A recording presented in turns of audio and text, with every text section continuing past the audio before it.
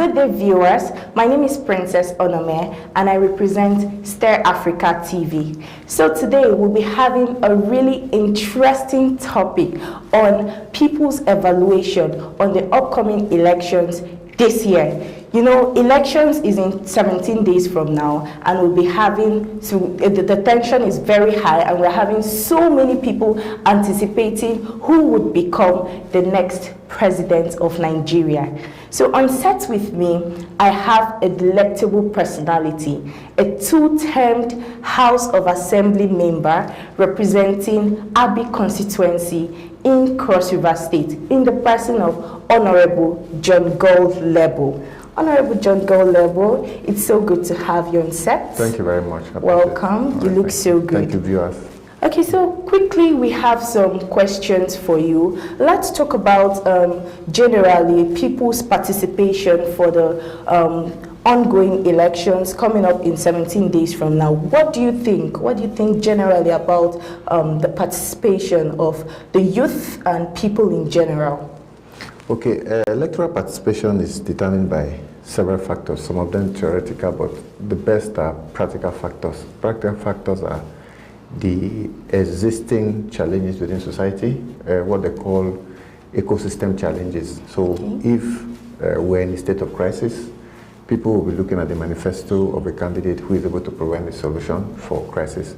If we're in a state of hunger, people will be looking at a candidate who deal with that issue. So people are issue specific about the election. So for the 2023 elections, which is in 17 days, the bigger problem for us is the performance of the current government, the APC government.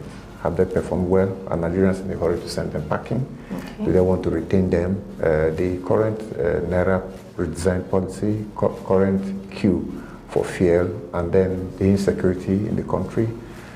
These are some of the issues that the inactivity, the lack of performance of the sitting government has brought to the table, and which the voters will use their votes to determine whether or not they want to stay in the status quo or chart a new course of action for themselves. Oh wow, so generally we have so many people that are anticipating this year's upcoming elections.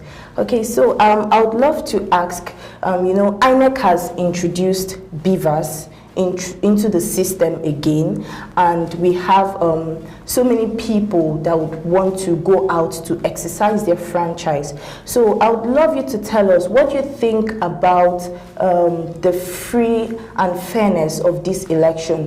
Do you think with the introduction of beavers there will be free and fair election as opposed to other years where everybody claims that there's always election rigging? What can you say about that? Okay, technology is the future, and technology is a means to an end, it's an enabler. Now, democracy has evolved to the point where democracy is being driven by technology. Some African countries, South Africa, Kenya, Ghana, have already introduced beavers in their last two elections. So some countries even 10 years. So Nigeria has been playing catch up. Now it's been introduced. Anywhere technology is introduced, it has reduced the chances of rigging the elections to almost zero. The only difference that Nigerians are experts in trying to find a way to shortcut, to create a reroute or a short circuits through technology. But the beaver system is going to ensure a free and fair election. The percentage may be 70% or 80%, but definitely it will be above 50%. It will take a matter of time and application and to correct mistakes to find out whether it's going to be a perfect strategy for us. But so far the beavers is important because first, for the first time, you have the issue of accreditation which has been dealt with. You have the issue of overvoting that has been dealt with. Then you have the issue of transmission of results which has been dealt with by technology. That is no longer manual. We will not be dependent on the emotional stability of the electoral officer or the returning officer. That has been taken away to technology.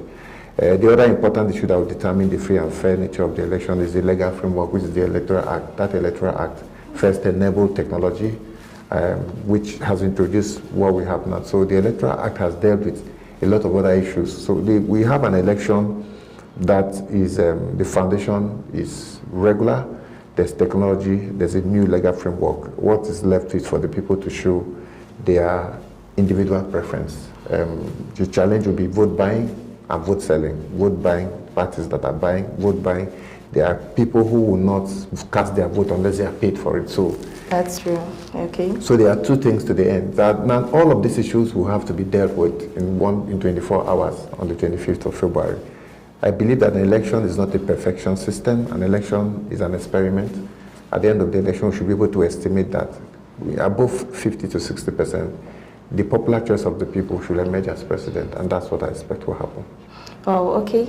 That's a smart one. So quickly, I would love us to travel down to the Southeast. You know, this whole sit at home on Mondays with the unknown gunmen, it has really affected lots of people in Southeast. You know, the Igbo community, the whole Nnamdi Kanu and all of that. You know, going down there, INEC has provided their facilities there, but they've been destruction of those facilities in the Southeast, and people are scared of coming out, you know, to get their PVCs due to the violence and the destructions happening. So let's talk about that. Do you think the sit at home in the Southeast will affect or will have an impact in the upcoming elections, owing to the fact that the Igbo community have about 15% of the Nigeria population? You know, that's huge.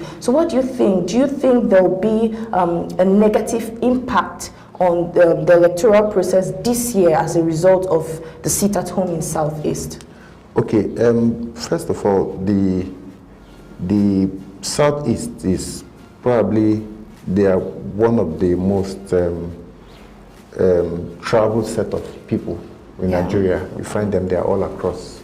They're like Fulanis, they're like migrants. So you find them all across. The total number of, by INEC estimation in 2019, the total number of registered people who are of Southeast origin but are based outside of South is about 9.5 million.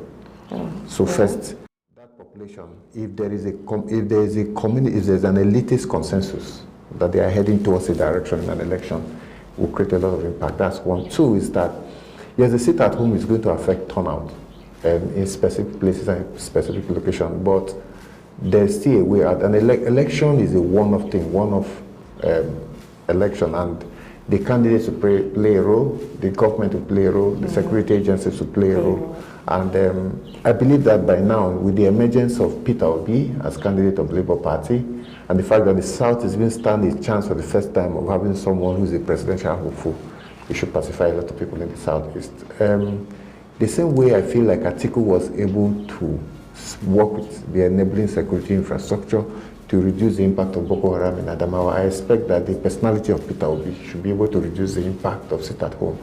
I will sit back to question the commitment of the Southeast indigene, the commitment of IPOB, if they emphasize the sit at home and deny people the opportunity to go out and vote, not just for Peter Obi, but for their preferred candidates, because they have elections for their House of Reps candidates and senatorial candidates plus presidential elections. So combination of all of these factors is politics, is a game of interest engineering. I expect those running elections to go into negotiations, into communities and negotiate with people. I also expect that INEC, there's a low turnout of vote, there's disruptions of votes in particular area because of crisis, the election should be rescheduled.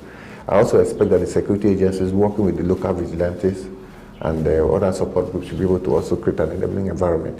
Because one of the only ways to deal with the issues raised in the Southeast, which has been occasioned by the insecurity in the Southeast, to have an election that will produce a leader with the capacity to provide that solution.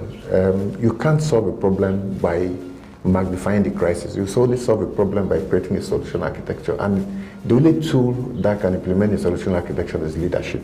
And if you run away, a government of the crowd, government governed by crowd mentality can never solve any problem. Okay. Well, thank you so much. And that leads me to the next question.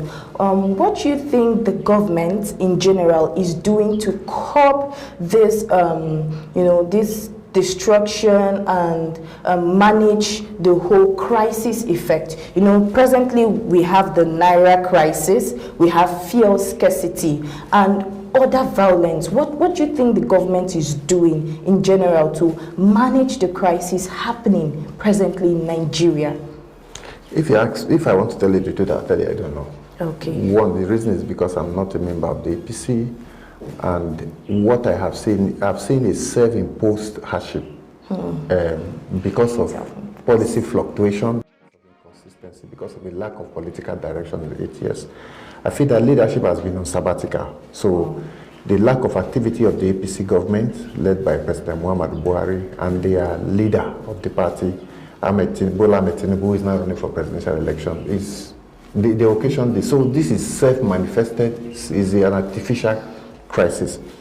So unfortunately, the president is leaving office in a few months, and then the leader of the party is running an election. So I don't know I don't know what quality of leadership is available to resolve this issue, because what I've seen, some APC governors have gone to court to challenge the Naira issue. Some APC governors are complaining that the APC government in power, there's a cabal in the villa that is working against the candidate of the APC. I've seen people talk about protest and all of that, all managing from the same APC, a government in power fighting totally at war with itself. So you have that issue. So I don't know how that can be dealt with. We wake up every day, you queue for fuel, you queue to buy NEPA light, there's no light, no water, and then you also queue to get then you have your own cash in the bank. You can't transfer, you can't do POS, you can't get cash. True. And then you have old notes, people are not ready to take it. Yes.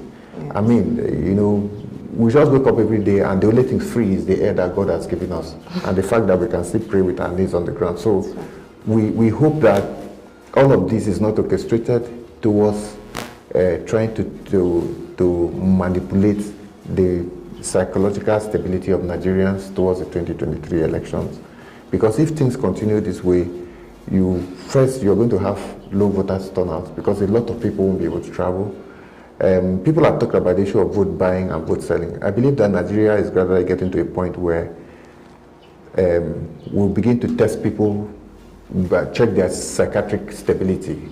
If somebody makes you suffer, cure for fear, cure for everything in your life, and then you still go back and vote for him because he gave you money to vote for him, I mean, people should go for psychiatric examination.